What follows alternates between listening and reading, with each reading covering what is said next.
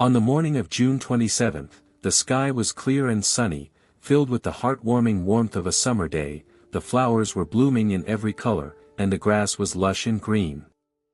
The people of the village had begun to gather around 10 o'clock in the square between the post office and the bank.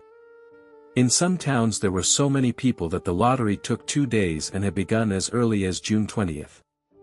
But in this village of roughly 300 people, the entire lottery took less than 2 hours, so that even though they started at 10 in the morning, the villagers were back in their homes for lunch. Naturally, the children gathered first. School had only just let out for summer vacation, and the feeling of freedom still sat a bit awkwardly on most of them. For a while they came together quietly, then plunged noisily into their games. They were still talking about the classroom and the teacher, about books and the scoldings they had received. Bobby Martin had already filled his pockets with stones, and the other children were quick to follow his example, collecting the roundest and smoothest stones they could find. Bobby and Harry Jones and Dickie Delacroix, called Delacroix by the villagers, eventually made a small pile of the stones they had gathered in one corner of the square and began guarding it against attacks from the other boys. The girls stood off to one side, talking among themselves and watching the boys with sideways glances over their shoulders. Some of the younger children were rolling around in the dust, while others clung tightly to the hands of their older brothers and sisters. Soon the men began to gather as well, watching their children and talking about the harvest and the rain, tractors and taxes. Standing away from the pile of stones in the corner, they joked quietly among themselves and contented themselves with smiling rather than laughing. The women arrived a short while later than the men, wearing faded house dresses and sweaters. As they went to stand beside their husbands, they greeted one another and exchanged the latest gossip. Before long, they began calling to their children from where they stood next to their husbands. After being called 4 or 5 times, the children went reluctantly to their mothers. Bobby Martin broke free from his mother's hand and ran laughing toward the pile of stones in the corner. When his father raised his voice, he quickly came back and took his place between his oldest brother and his father. The lottery, like the square dances, the teen club, and the Halloween program, was run by Mr. Summers, who had the time and energy to devote to social activities. He was a round-faced, cheerful man who was in charge of the coal business. People felt sorry for him. He had no children, and his wife was a shrew. When he arrived in the square carrying the black wooden box, a slight murmur ran through the villagers. He waved to them and said, "Sorry I'm a bit late." The postman, Mr. Graves, followed him with a 3-legged stool. The stool was set down in the middle of the square, and Mr. Summers placed the black box he was carrying on top of it. The villagers kept their distance from the stool, and even when Mr. Summers asked, "Could someone help me?" it was clear that people were hesitant. Mr. Martin and his oldest son, Baxter, stepped forward to hold the box while Mr. Summers stirred the papers inside. The original paraphernalia of the lottery had been lost long ago, and the black box now resting on the stool had been put into use even before the birth of Old Man Warner, the oldest man in town. Although Mr. Summers often spoke of making a new box, the villagers did not wish to disturb even as much tradition as the black box represented to them. There was a rumor that the box had been made from pieces of the box that had preceded it, the one used by the founders of the village. Each year, after the lottery, Mr. Summers would bring up the idea of making a new box again, but each year the subject was allowed to drift off without anything being done. The black box grew shabbier each year. It was no longer completely black, badly splintered along one side so that the original color of the wood showed through, and faded and stained in spots. While Mr. Martin and his oldest son, Baxter, held the box steady, Mr. Summers thoroughly stirred the papers inside with his hand. Because so many of the traditions had been forgotten or abandoned, Mr. Summers had succeeded in having slips of paper used instead of the small wooden chips that had been used in the past. According to Mr. Summers, when the village was very small there had been no problem using wooden pieces, but now that the population had grown beyond 100 and was still increasing, something that would fit more easily into the wooden box was needed. On the night before the drawing, Mr. Summers and Mr. Graves prepared the slips of paper and put them into the box, then locked the box in the safe of the coal company until Mr. Summers brought it out to the village square the next morning.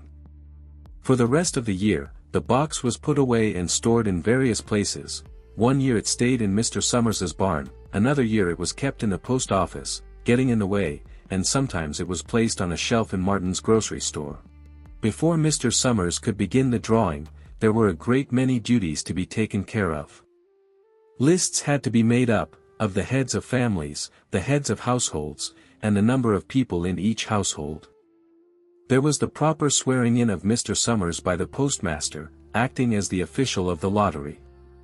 Some people remembered that there had once been a kind of chant, a tuneless sort of hymn that was sung every year out of custom. Some believed the lottery official was supposed to stand while reciting it, others believed he was meant to walk among the people. But this part of the ritual had been allowed to lapse and was forgotten many years ago. There had also been a special greeting the official used when addressing each person who came forward to draw from the box, but this too had gradually been dropped. Nowadays it was considered sufficient for the official simply to speak to the person whose turn it was to draw. Mr. Summers was very good at these matters. Dressed in his clean white shirt and blue jeans, he rested one hand casually on the black box and looked quite important while talking endlessly to Mr. Graves and the Martins. When Mr. Summers finally stopped talking and turned to face the assembled villagers, Mrs. Hutchinson came hurrying toward the square, a sweater thrown over her shoulders, and took her place at the back of the crowd. Turning to Mrs. Delacroix beside her, she said, "I completely forgot what day it was," and they both laughed softly.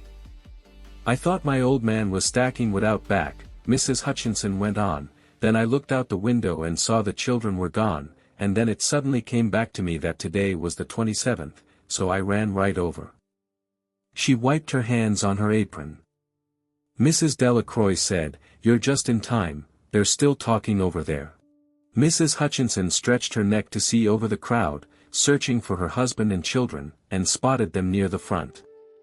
She touched Mrs. Delacroix on the shoulder in farewell and began working her way through the crowd. People moved aside to let her pass, and one or two called out in voices loud enough to be heard by nearly everyone, "Your wife made it, Hutchinson," and "Here she comes, Bill."